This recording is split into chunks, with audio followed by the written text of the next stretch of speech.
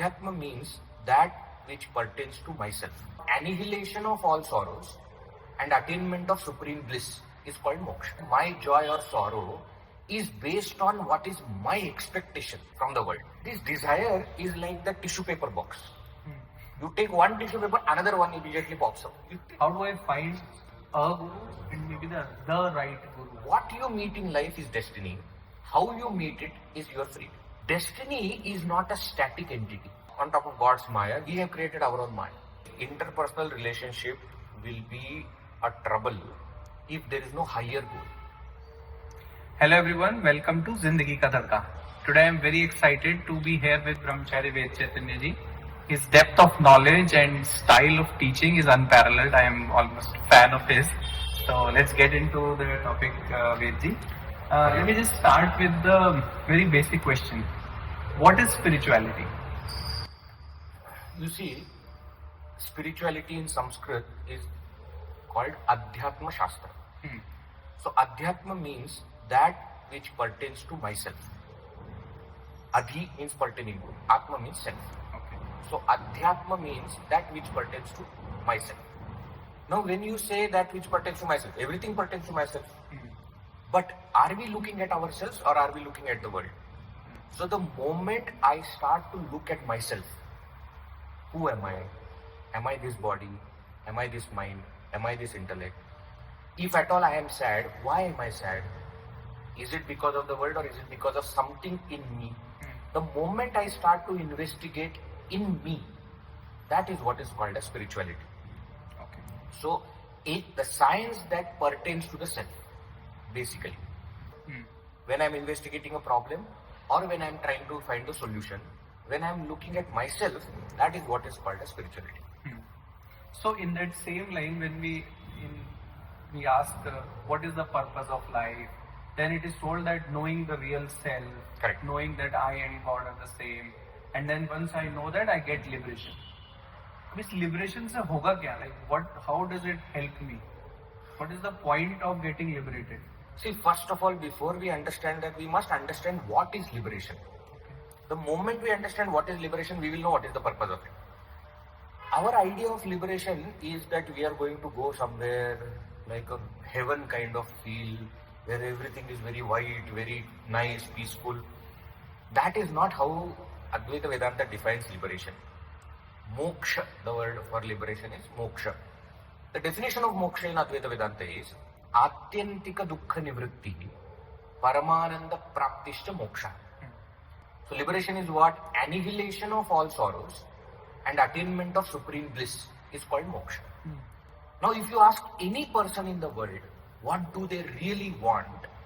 They want happiness. What kind of happiness?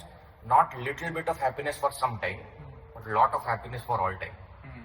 Now that is what is called as moksha. So the question is not what will happen once I get that. I will be happy. Rather, I will be happiness. When I am not searching for happiness anywhere outside.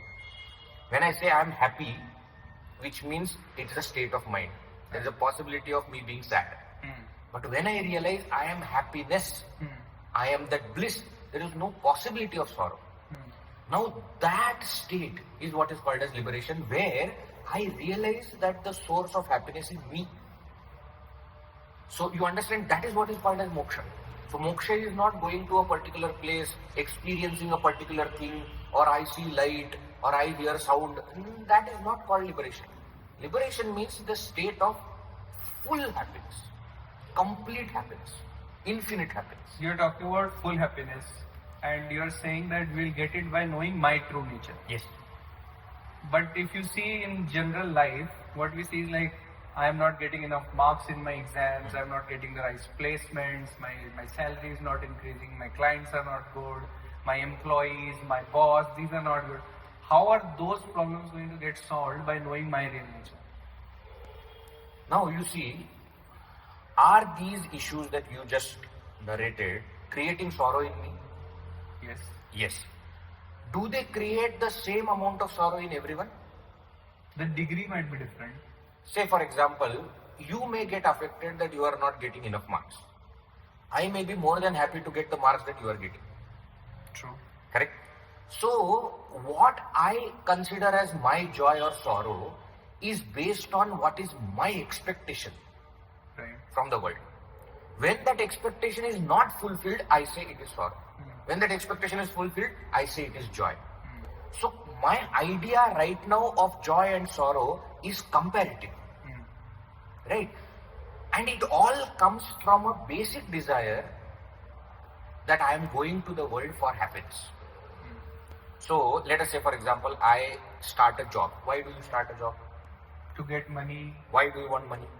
to get the things that I want in life. Why do you want those things? in life? Ultimately, it is for happiness. Correct. Now, if you get happiness before, do you want those objects?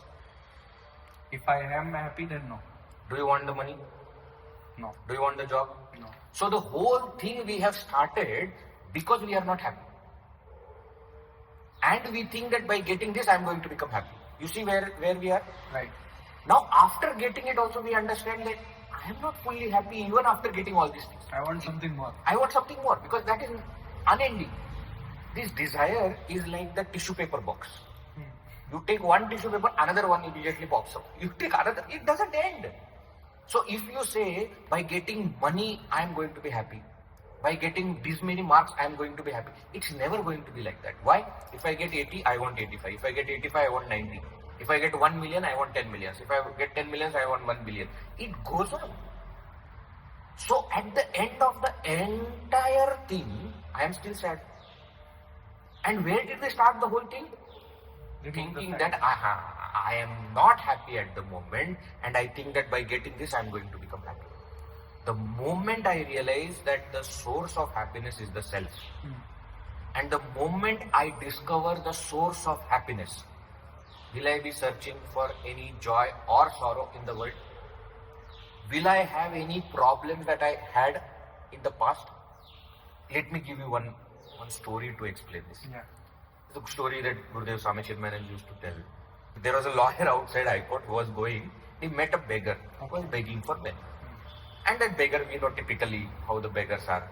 Give me 5 rupees. If you give 5 rupees, God will give you 10 crore, etc., etc. He was telling. The lawyer was, little irritated. So he said, no, I don't have anything. Go.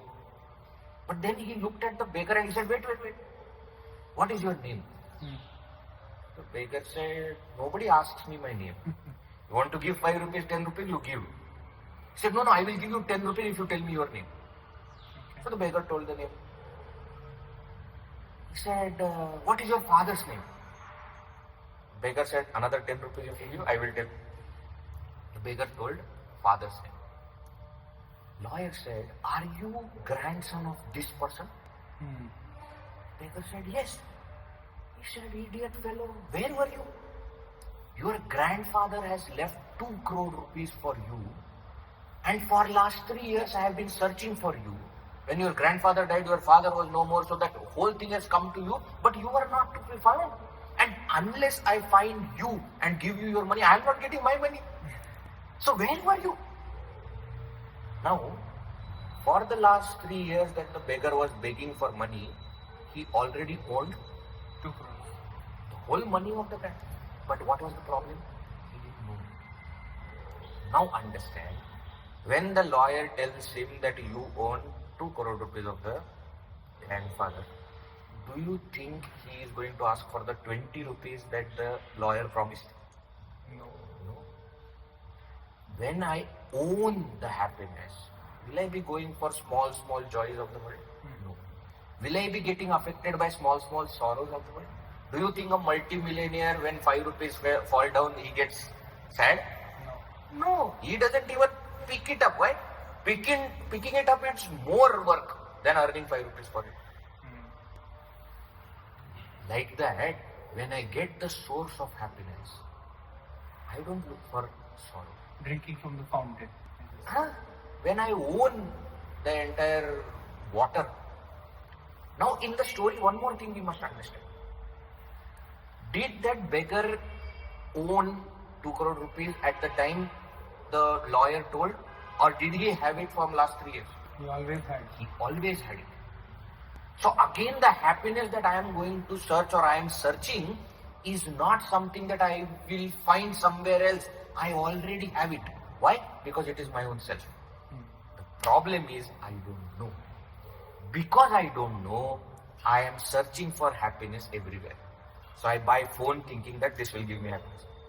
I get married thinking of this will give me happiness. I divorce thinking of this will give me happiness. You see? Yeah. Every time we are searching for happiness, not knowing that I own that all happiness. Now, in this entire story, who are we? We are the beggar. Not the beggar. We are the owner of 2 crore rupees who has forgotten. If I say I am the beggar, I am still going to continue to beg.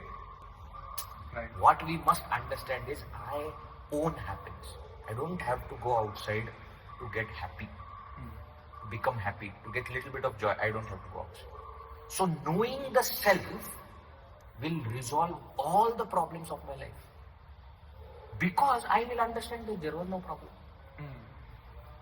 All problems started with the idea that I am not happy and I will become happy by gaining this. When I understand I am happiness, where is the sorrow? Right. So, knowing the self is the solution of it. One other thing that you mentioned in your lectures is that Arjuna had all that problem of sorrow, etc., because he did not know his true identity, his real identity at that time. So he was a warrior there, not the grandson. But one thing which we think is like human beings are complex beings, right? We don't hold a single identity at any given point. Let's say a teacher is teaching in the classroom. If he gets a phone from home saying that your son has fallen down, at that time he's a teacher also, but he's a father also. So at any given point in time, he's warrior also and he's a grandson also, he's a brother also. Now what we are trying to say there is like you dissociate yourself from this, but human beings being human beings, you are both at the same time, is it not? Yes. So the identity that we are talking about now is the transactional identity. Okay? Let us understand that first. And in the transactional world, you are right that we at the same time have so many identities. I am somebody's father, I am somebody's son, I am somebody's boss, somebody's subordinate. Everything is me only. You gave one example that I am teaching in a class and I get a call that my son is not well. Don't we respect those people who keep that aside, finish the class and then attend? Don't we say, you know, that person was so great that though he heard bad news about his family, he continued his job. He finished it and then he went. In those cases, there was no action needed. For example, somebody died. Correct. Funeral थोड़ी देर बाद में हो जाएगा. Fine. So at that time, what is my identity I have to do? So if I feel that I can teach tomorrow, but I cannot save my son tomorrow. If I feel that I am the only one who can save the son and me going will change the situation, then that becomes my identity. I have to do that. Okay. And then I have to come back to this and I have to finish this. At a moment of time, I only have one identity. Right. Now, which identity should I identify with? Depends on the situation. Arjuna was in the situation where at that moment he was not a grandson. He was not supposed to be identifying himself as grandson. Yes, he is a grandson, but not at that time. Why? Because war was starting. It is like if I am playing drama, and in my drama, me and my brother are enemies. Now, in that drama, when the enemy I have to talk to and I have to fight, if I get that love of a brother, then that is misplaced identity.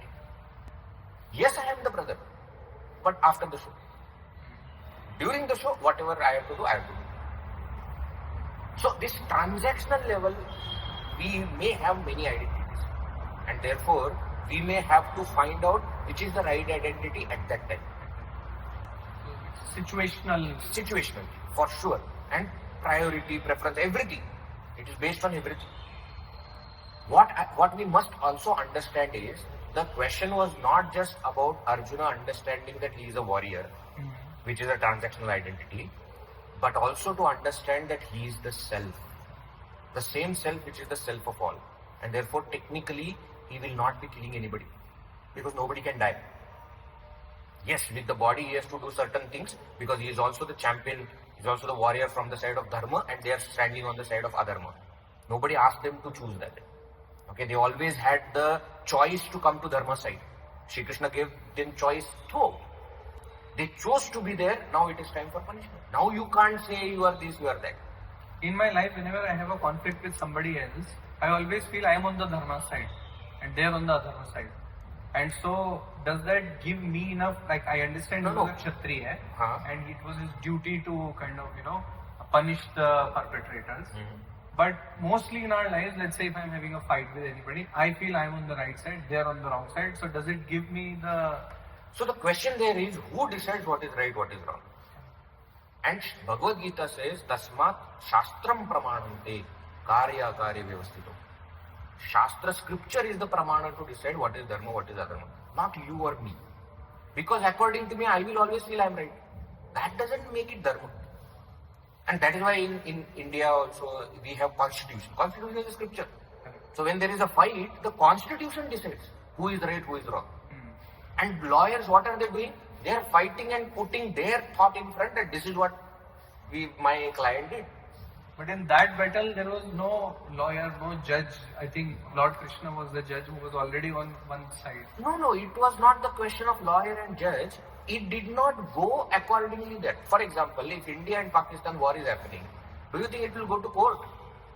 No, that battle has to be resolved on the battlefield. There is no question of court. Court is where there is one democracy where everything is happening correctly. Duryodhana, by force, took away everything from the Pandavas. Now it was time, no court will work. Because there is no one system which everybody will accept. You want the system only. You want the system. So only way was to fight. Right. That is the point. Dharma adharma is decided by scripture, not by individuals. So moving ahead, I think it is said Guru Vina Atma Jnanam Na Bhavati. So what is a Guru? How do I find a Guru? I am busy in my everyday life. Sure, I can do my puja, sadhana, archana, and maybe I can attend some satsangs and all. Like, is that person sitting on the dais is the Guru? Is my YouTube video my Guru? Is the PDF I'm reading is the Guru? How do I find a Guru and maybe the right Guru for me? Okay. And is it really necessary to have a Guru, or I can just do my swadhyay and all and that is sufficient? Let us go step by step. See, first of all, to gain any knowledge, we need a guru.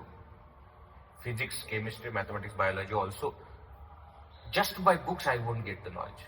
It makes it faster, right? Not just faster, it makes it clearer also. Because sometimes just by reading the book, I may not understand what are they trying to say. The intricacies of it, or whether I have understood it correctly or not. To check this, at least I need a guru. So, guru is required in every field. Now in Vedanta, it requires even more, because the science that we are studying is beyond our mind and intellect. So it is something that I cannot understand. Now to take us to that state, for sure requires a guru. Somebody, for example, went to Gurudev once and he said, what is the need of guru? There are books.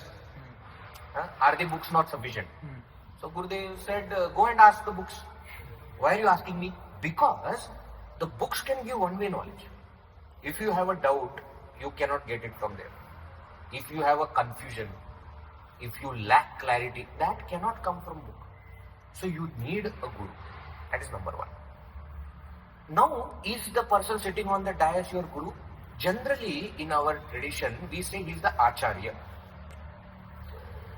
See, everything in our scriptures is defined, well-defined word. So, acharya also is a well-defined word. Who is the acharya? Achinotihi shastrarthan.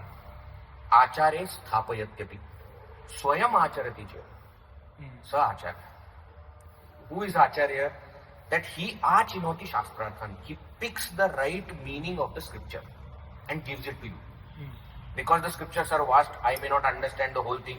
So what does he do? He picks it, right things for you and gives it to you. Right. The thing that you need. Acharya sthapayati api. Not just he teaches, but he makes sure that you are able to practice it. Okay. Swayam acharati. And he himself also practices. That person is called as acharya. So generally in our Gurukul structure, when student used to go to ashrama, Gurukula, see, Guru's ashrama, there used to be many acharyas who will teach.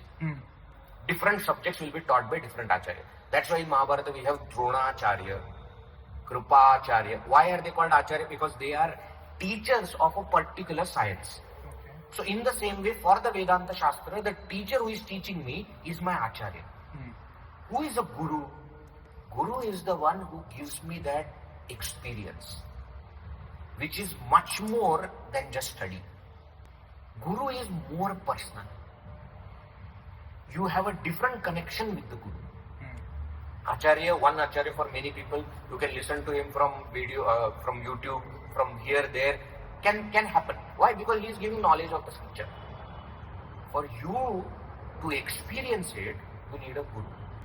Who is a Guru? According to Upanishads, it is said, Shrotriyam Brahmanishta. So Guru Meva Vigacchi.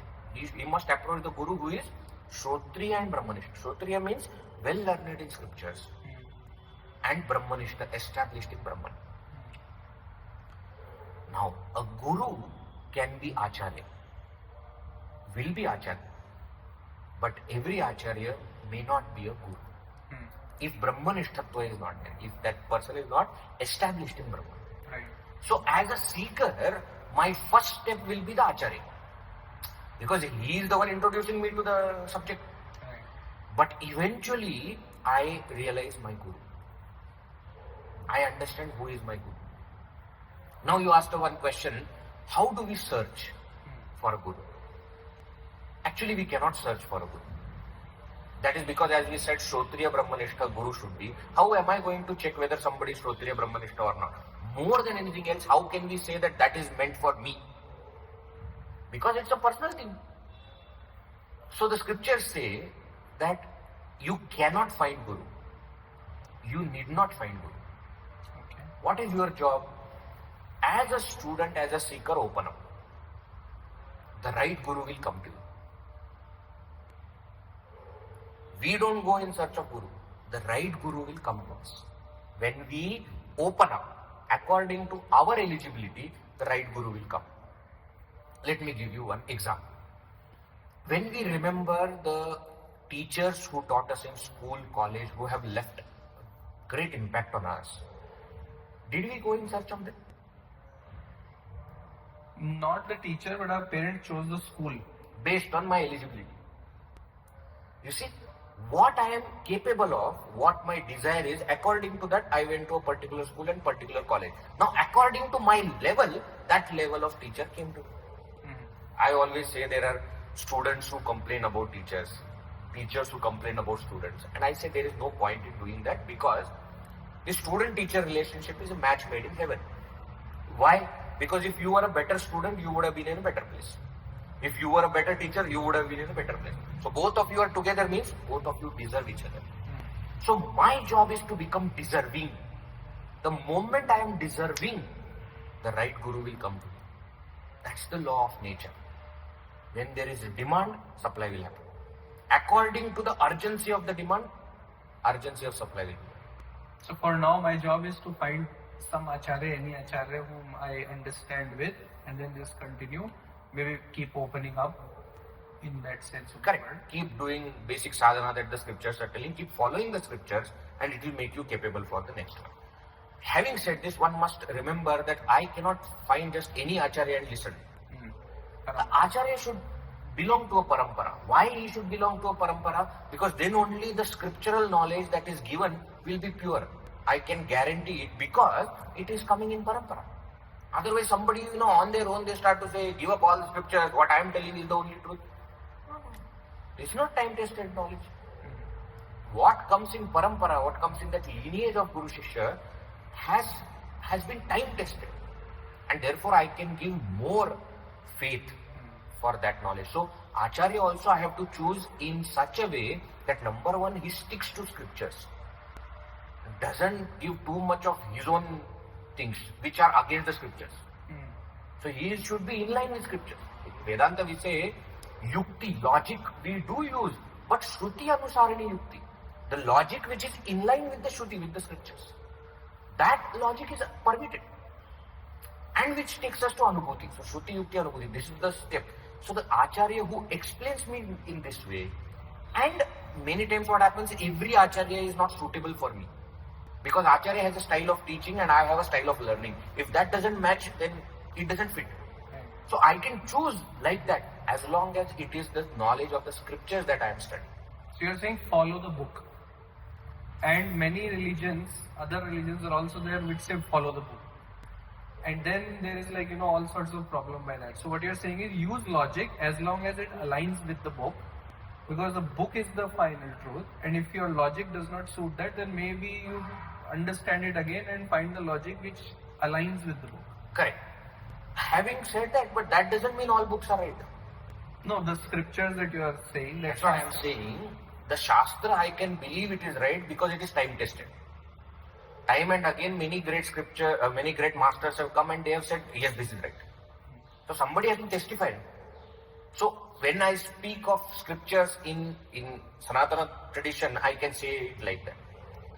But the question still remains, are all religions and all books of the same stature?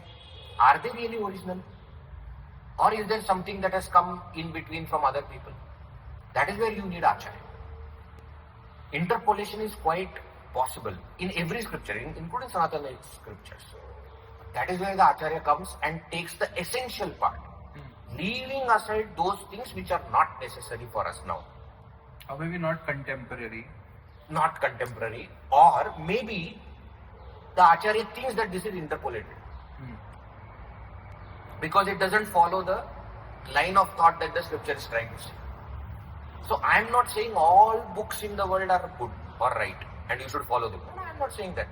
I am saying the book which has stood the test of time, we should follow that. So just coming back to that one, the thing on the Guru part, you said Guru will come when we are eligible. Until then we keep following the Acharya and open up. But they also say that you have to be taking that Guru Pradatta Naam and the sadhana that the Guru tells you. Now, until I get a Guru, how am I going to get that Naam or mantra or whatever? You don't have to wait for that to happen. If it happens, it happens. That doesn't mean that it is a must step. It's not a must step. So I continue my sadhana. What I think is correct, what Acharya has taught me, what scriptures are telling, I continue that. Or see, many times in India also what happens is, many sadhanas have come to us in family traditions also. I don't need anybody else to tell me that. So I continue that. If Guru comes, gives me a name, gives me a particular sadhana, very good. We don't seek for it.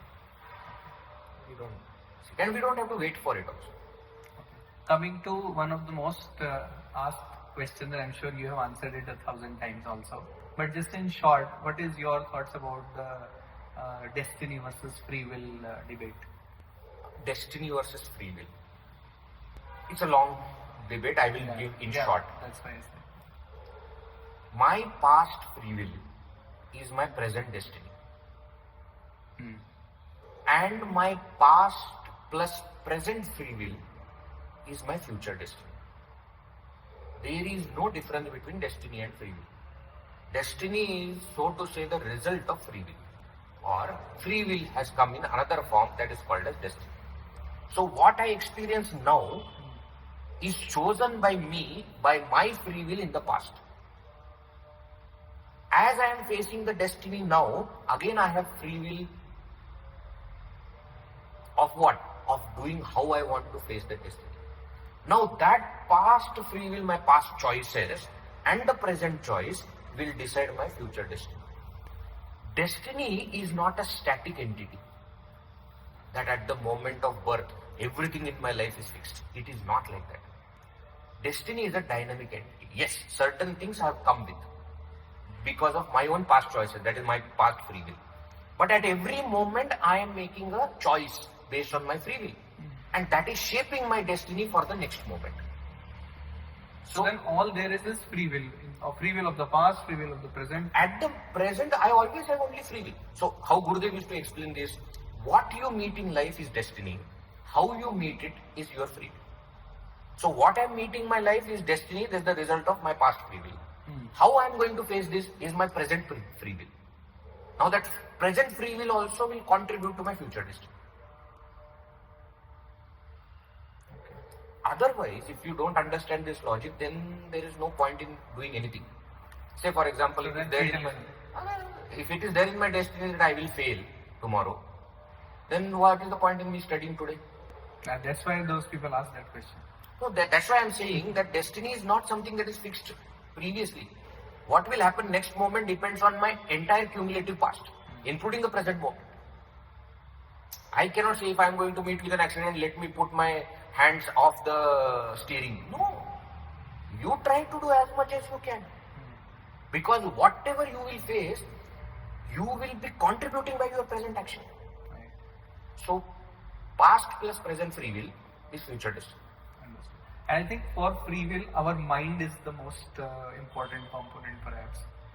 And so, can you define like what is mind, what is intellect, and mind like goes all over the place. Like what is the thing we can do to actually control this mind to actually move forward towards our real goal? See, mind or intellect in simple terms are thoughts. But what kind of thoughts, that will decide whether it is mind or whether it is intellect. So mind has what kind of thoughts? Thoughts of emotions, feelings, indecision, options. This is called mind. Should I do that or should I do this? But that is also beautiful. This is mind. Sankalpa vikalpatmakam manaha. Shankaracharya says. What is mind? The kind of thoughts which are sankalpa vikalpa. They are giving options, they are emotions, feelings, etc. Now the thought which says, no, this is what I am going to do. This decisive thought is called intellect. Nishchayatmika buddhi. Now ideally what should happen? That the mind should present the entire case in front of intellect. That this is what is happening, this is the input from the senses, this is what is there, and these are the options that you can take. And the intellect as a deciding as the deciding factor should say this is the option. Mind should say yes and should execute. Gurudev explains this as clerk in the office and the office in charge. Okay?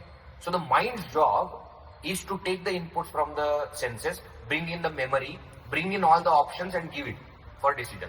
Intellect is the one who should take decision. Mind is supposed to execute the decision.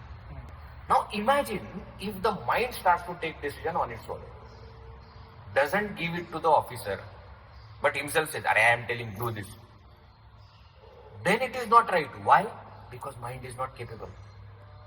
Today it is saying this, tomorrow it will say something else. Chaos. Chaos.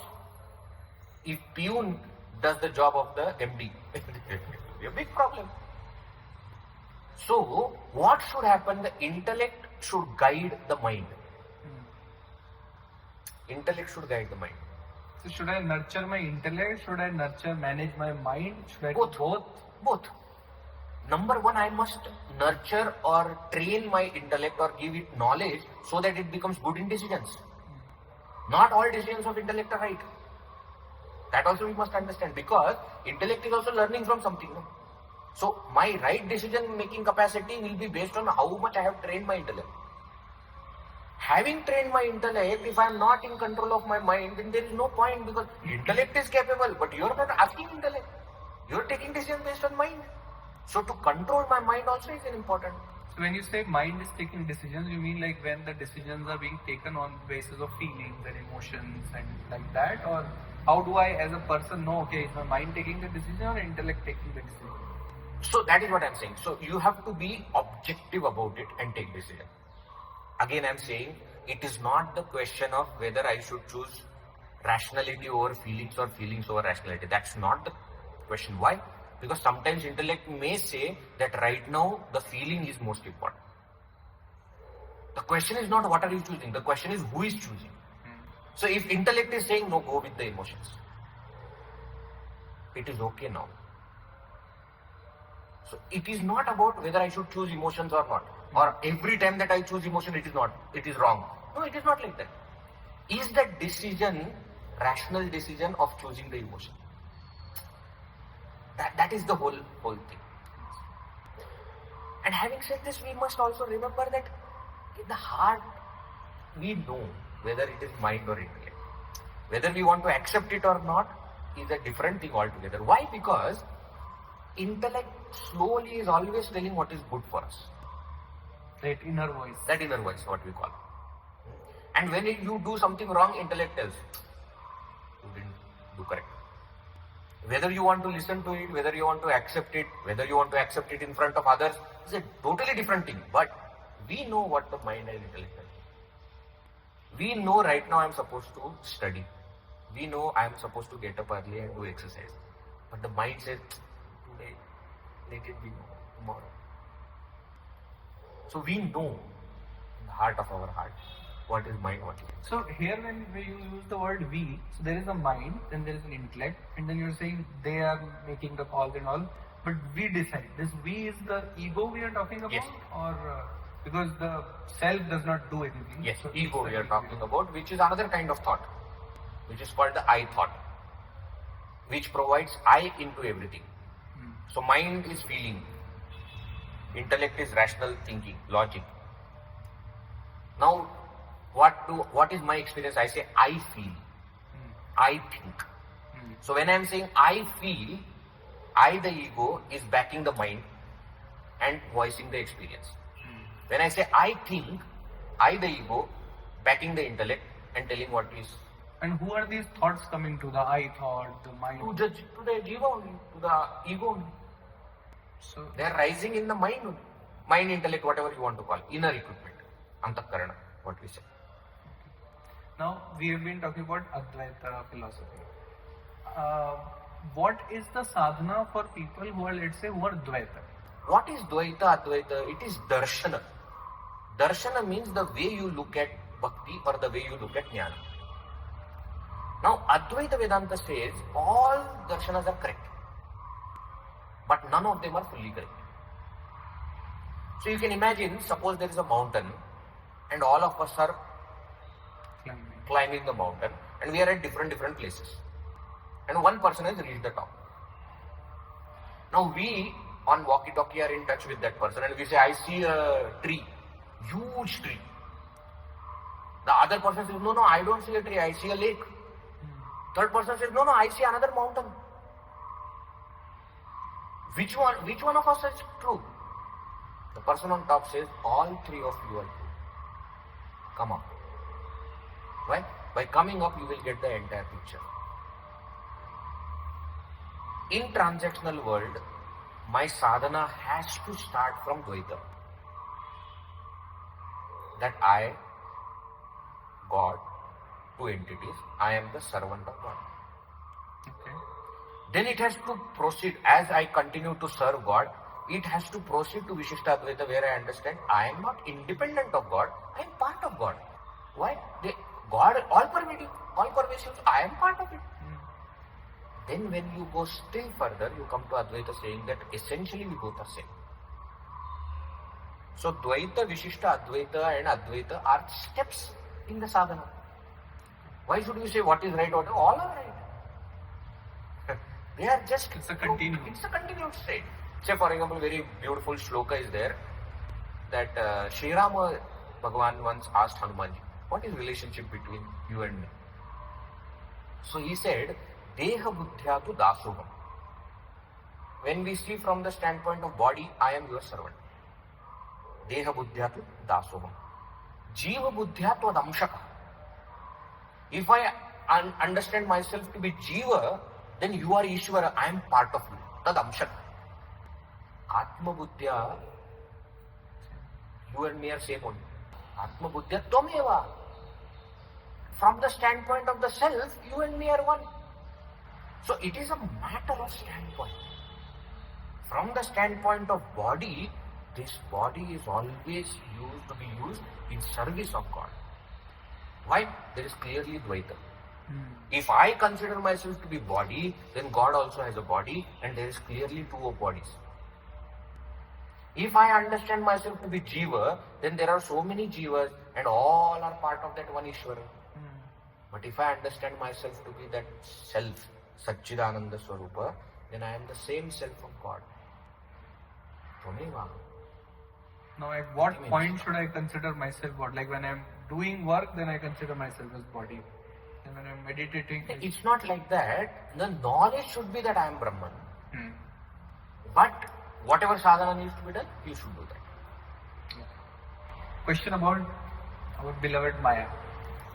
We say that it is a power or force of the self, Brahman itself, which is responsible for creating the world. Why make Maya in such a manner that it is so difficult to Maya Duratya, I think say. Why can't we have made it very simple and all? When it is my power only to make a software so that people can make use of it and then ultimately get what they want to do, make it an easier one, no? See, first of all, easy, difficult, who decides? Here the user is deciding. Are all users finding it difficult? Then they won't use it. But the other one, all users are finding relatively much easier. Then they will use that. All users. It never happens like that. I find this easy. You may find this difficult. You will find something easy which I will find difficult. So the ease and difficulty is not because creator did it. It's because of how I understand it and how I use it. Is iPhone easier or Android easier? Depends on the person. Correct. So it is not why Apple is making difficult things or why somebody is making. It's not difficult or easy. Do I find it easy? Then it is easy. If I find it difficult, it is difficult. It's not creator's fault that he has created something difficult. This is one first thing that we must understand. Why? Because there are same people in the Maya who just enjoy the whole process and they say, wow, Bhagwan, what a Maya you have created. So then how do I reconcile this whole idea? First of all, I have to stop thinking that God has created such convoluted and difficult things and he has put me there. He has not done anything. Actually speaking, he has given exit in everything. See, it's like a game. Only thing is, we don't look at it as exit. Otherwise, everything of the Maya world is such that it can take us to the creator Brahman. To take us to the reality. It is actually created easy only. It is just we who... Not just easy, he has created in such a fantastic way that you go deeper into anything, you will land up with the reality. Now what do we do? Little bit of here, scratching, little scratching there, and then we keep doing this. And then we say, I didn't find reality. Scratch in the same place. Go deeper into anything, you will reach the reality. So it is not that God has created difficult Maya and has put us there. That's number one. He Number himself two, says that it is difficult to cross. according to people. Achha. He is not saying that it is difficult to cross. People find it difficult. Okay.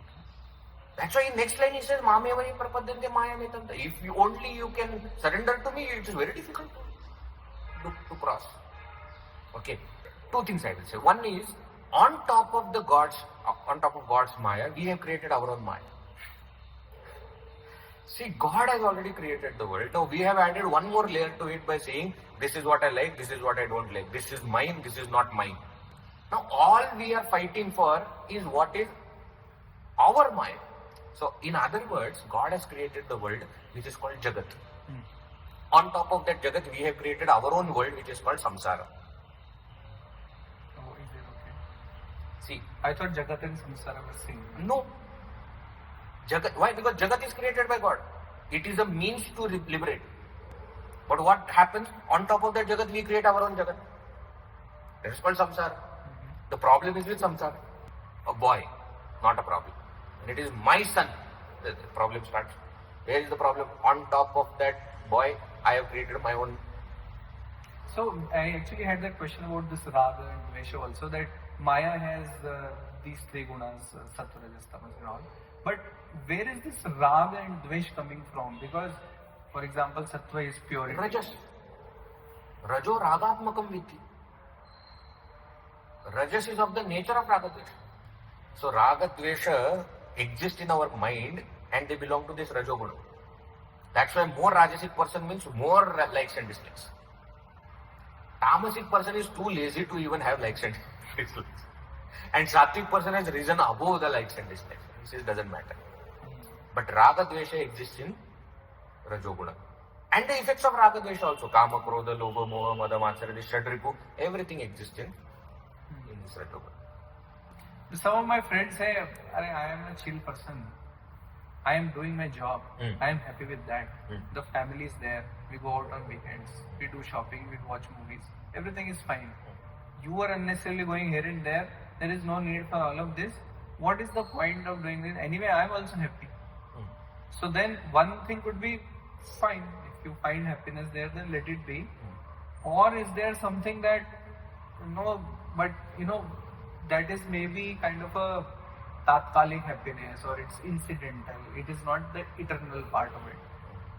Should we just say, okay, whenever the right time comes, they will understand it, and once you fall is when you find the need for all this? Or there is something on our part, if we are, well-wishers or whatever, then we slowly massage them to understand that why this is important. See, for sure they will come to it when they want. We can't force a change in them. Force is a very harsh word. I will say we should keep giving nudge probably, or we should show them that option. Whether to take that option or not, it's up to them. See, this thing in scriptures is called Kupa Manduka Vritti. The well in the frog in the well. Okay, he is content. Then another frog comes and says, but there is ocean. This is how big is the ocean. Jumps from one place. We have heard all these stories in Panchatantra and all that. Jumps from one place to another place. If that is, no, Baba, whatever you do, from one end of the well, if you go to another well also, another end of the well also, still it is bigger. Now, if the frog is willing to come out of the well, then we can guide. Otherwise, whenever you want. Important thing is, I am not asking you, or I am not forcing you to come to this. Right? You don't force me to come to that. That clarity should be there with us. That we should not get influenced by that. Imagine that a frog from the ocean comes and says, yeah, well is better. Then God, then you will also become Kupaman. So you can't force them, but don't get influenced also. So, sure, knowing the self is the thing, but I have to deal in the world also transactionally. Any advice in interpersonal relationships? People say I'm stuck in my job, in my relationships here and there. What is the basic problem, and what do I do to actually solve my interpersonal relationship, whether it's a team member, whether it's a family member, whether it's a member of a society? Because ultimately we are all working in that domain of people only. See, the thing is, interpersonal relationship will be a trouble if there is no higher goal. Even in an institution, when there is a higher goal, the interpersonal problems don't matter, because both are working for a same higher goal. So even if we don't go along with each other, but we are working for the higher goal, we'll work for higher goal. Right. Okay?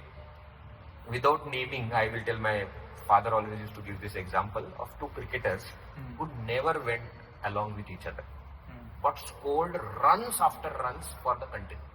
They never used to come in between and talk to each other also. His generation time, not my generation. Cricketers. Our generation also. We always had. But when there is a higher goal, that interpersonal relationship will not matter much. Why? Because I am not doing for that person, or that person is not doing for me. We both are doing for something higher. So then that likes and dislikes between the people are automatically dropped. You don't focus too much on adjustment. You adjust. Why? Because there is a higher goal involved. Any advice for this generation's parents? And then the third thing is any advice for people like me, how we should be dealing with not just our kids but with our parents? See, parenting advice I should not be giving, because I am a brahmachari, I don't have kids. But I can tell what scriptures say. True, that one. That is something that I can tell. They say, Lalayet panchavarshani, dasha varshani tadayet, prapte tu shodashe varshe, putre mitravadachare. First 5 years, pamper the child. Next 10 years, discipline the child. Tadayet literally means beat. Okay, but discipline the child. When the child becomes 16, you can become friends with the child, with the boy, son or daughter or whatever. Now the mistake that we parents do is, we become friends too early. Yes. So scriptures are telling, don't do that. At what age, what they need, that they need. What we think is our parents were very disciplined and therefore we hated them. I won't be like this with my kid. Then what will I do? I will be friendly. Then what will happen? Then the child will be spoiled. Then when the child comes of that age, then you will have to discipline. Then they will hate you more.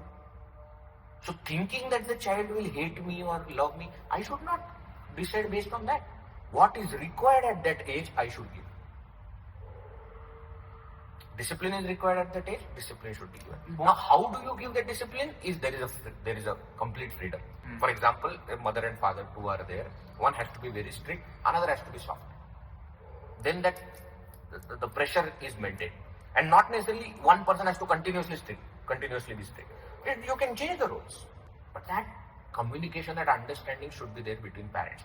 I'm not saying communication necessary, but understanding is there, communication is not required. Because then then you both understand. Okay, this person has scolded, I have to go and pacify. The child also must understand that he is right, but also must understand that don't worry.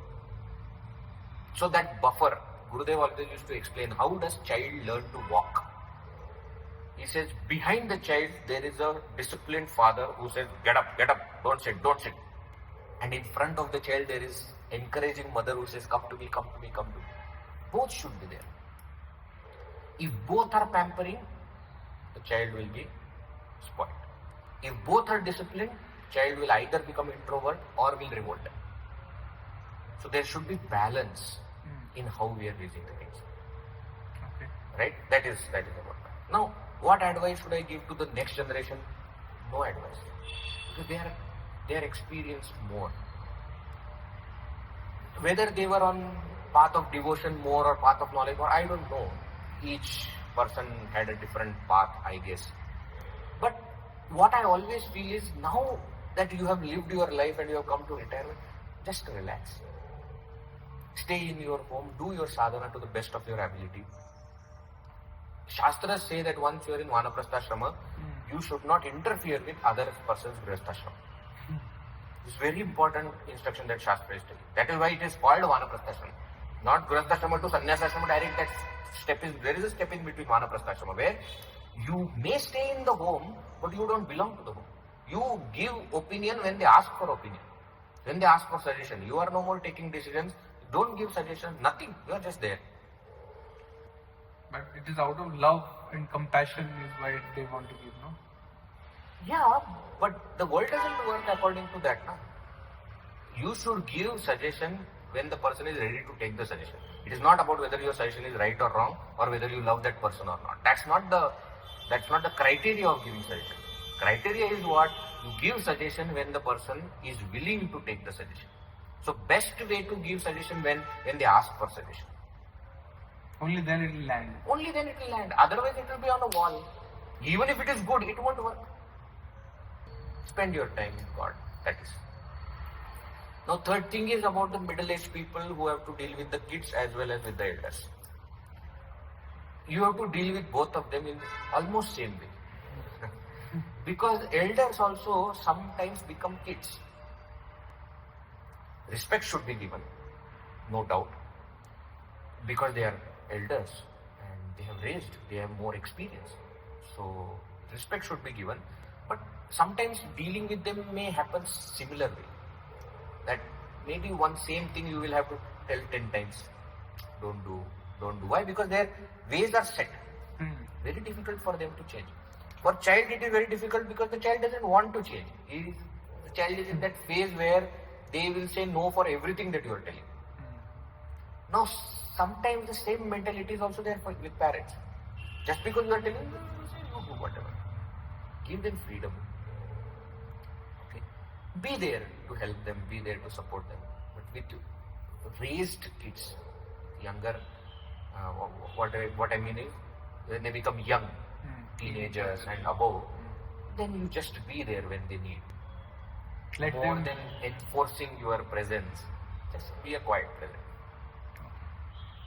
Towards the end only, I'm coming. But for a sadhak, this question also comes in mind, like, what scriptures should I follow? Maybe the easy answer, the first answer is like, okay, you start with, let's say, Bhagavad Gita.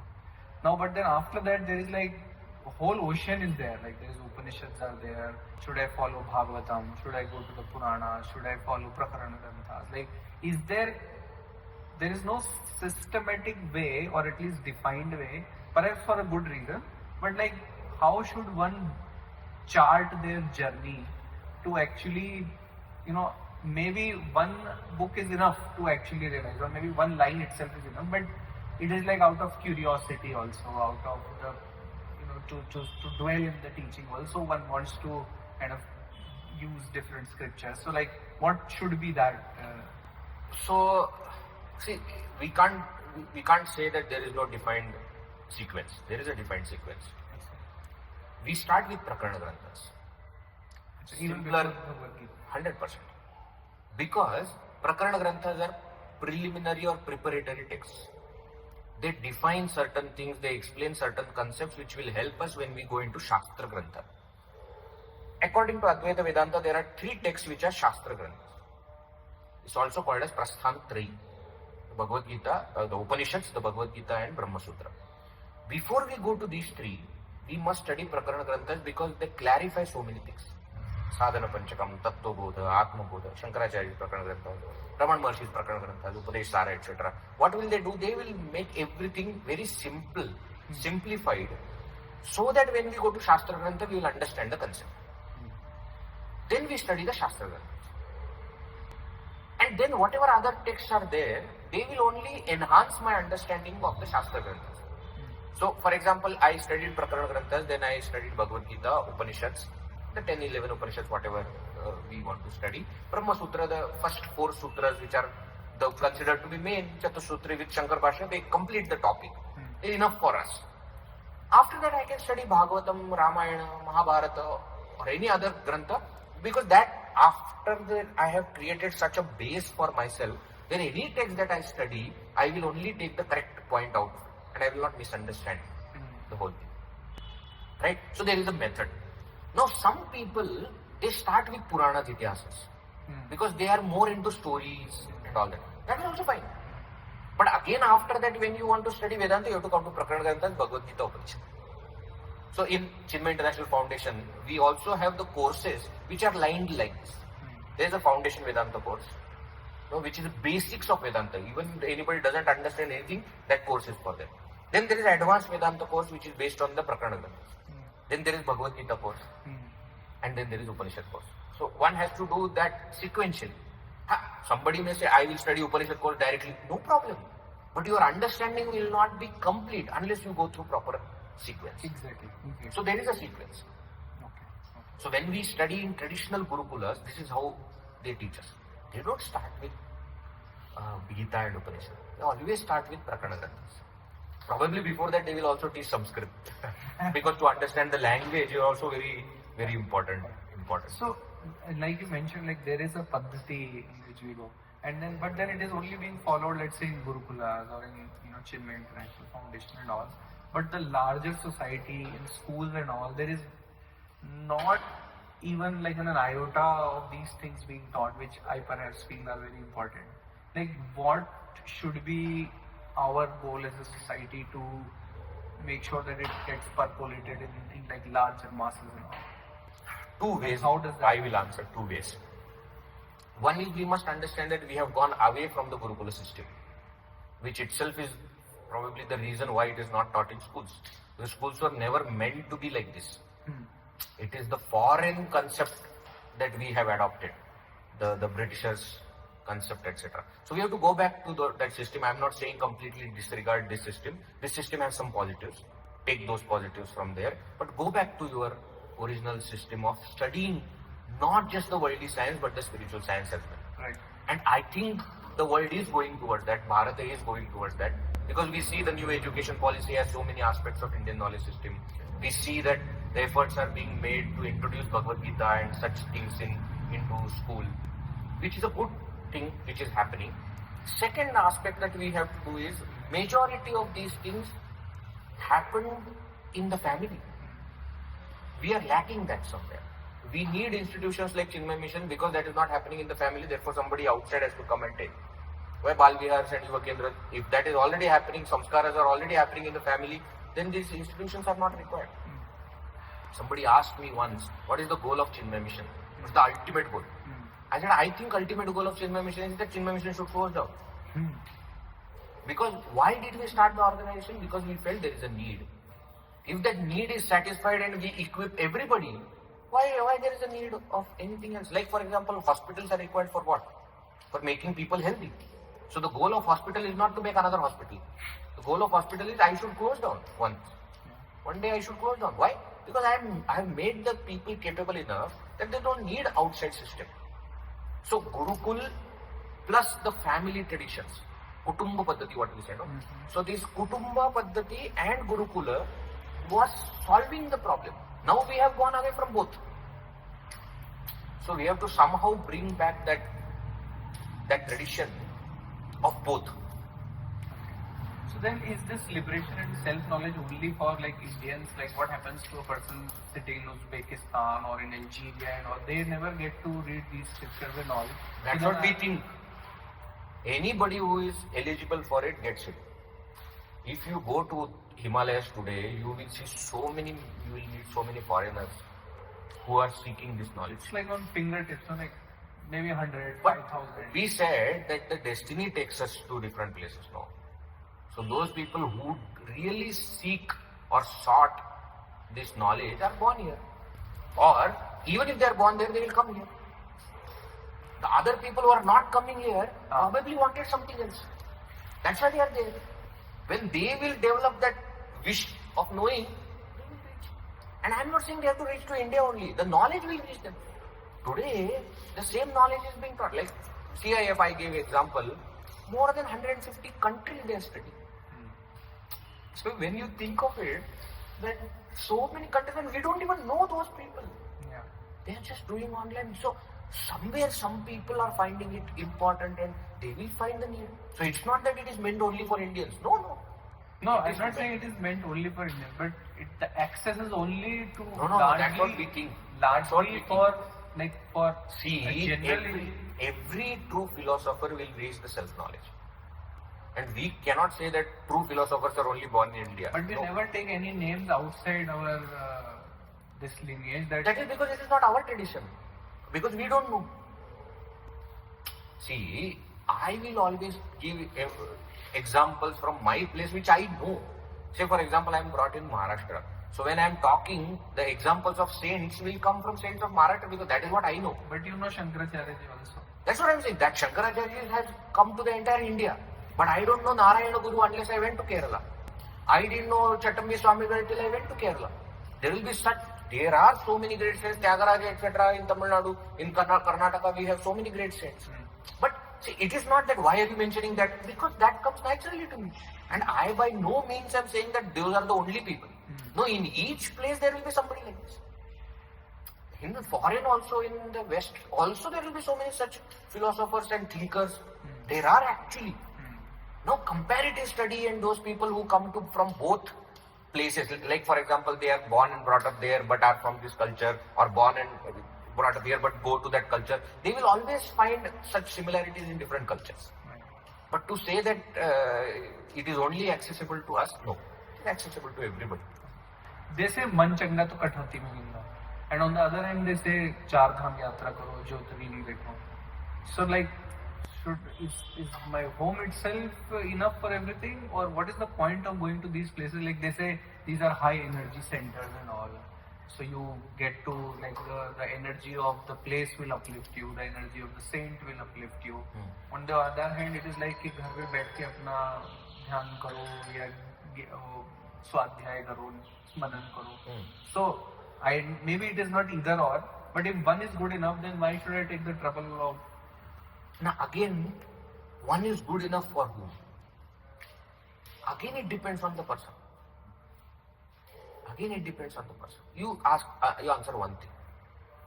Why do you go for vacation to some other place, taking all the trouble, booking the tickets and going to hotel and staying in the hotel which is not very comfortable, rather than staying at your home where everything you have made very comfortable? Why do you go? Simple answer is because they want to go. Each person does what they want to do. Okay. Now, Each tourist place will promote that this is the best place. But only those people who want to go, they will be attracted. Those who are happy will not be attracted. Should we go to the yatras? No, it's not the question of should. Do you want to go to the yatras? I want to go only if it helps me in that, because otherwise I'll See, again. because these paths in those times also, right now it is very easy. That time it used to be very difficult, but people used to think, oh, I will achieve that highest goal if I go to Badrinath. Let people think whatever they want to think. My point still remains the same. Do you feel that you need to go? You go. If you feel you can do all that sadhana in your home, stay at your home. Nobody is asking. You are free to make that choice. Number one. Number two, whatever choice you make, don't criticize other person's choice. If you decide to stay at home, another person says, no, I want to go, then don't say, what is the point in going? Shh. Don't say that now. Why? You have chosen this, they have chosen that. You are right according to you, that person is right according to them. Some people need a physical support. Some people think that unless I go to Vaishno Devi, my desire is not going to get fulfilled. They don't experience that Vaishno Devi at their home. For them, it is necessary to go there.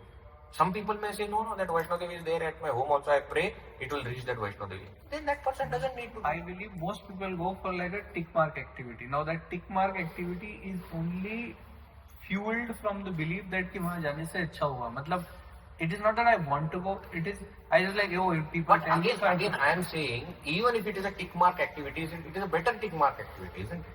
no. Rather than saying I went for Kerala tourism and Bali and I went to Switzerland, rather than ticking those things, I am at least going to a spiritual place. I am going to a religious place. Better tick mark activity. Even if it is a tick mark activity, that's what I mean. So, you also mentioned like meditation is two things. One is calm your mind and then dwell on the right, whatever Thought. teaching that you have, and so that to sajati hai, vichar, pravah comes and all that. And 6th chapter even comes after 5th chapter also. So unless I have that knowledge on which I need to dwell on, so should I meditate only after that or should I meditate even today? Like what is the point of meditation, and when should I start doing that? No, anybody can start at any time, but the point is till you have got the knowledge, your meditation is only going to be in the first part, which is the control of mind, which is also practice, which also I need to develop. So I am saying somebody may start the meditation practice now, wait for the knowledge to come, but till that time practice the control of mind, because that control of mind will also help me in gaining Shravana Manana. No? So it's not that I have to start it afterwards. No, you can start from before, but that will eventually you will go to the second part only when you have got the self-knowledge. Okay. Last question. Your message for general people, like I know you are a big fan and the promoter of Karma Yoga also. We have not touched upon that right now, but I wanted to keep that to the end. Like, what is it that you would want to say, let's say, to, I don't know, I think youngsters is the best demographic that we can address to. So like to a 20 to 25-year-old, like what is it that they should ideally follow in the life? Frankly speaking, I am not the person who gives messages and all, because I believe that each person will come to their own understanding. There is no one mantra that I can give that they should carry as their mantra of life. No, each person has to find their own mantra for life. I can tell you what I considered as mantra of life when I was at that age.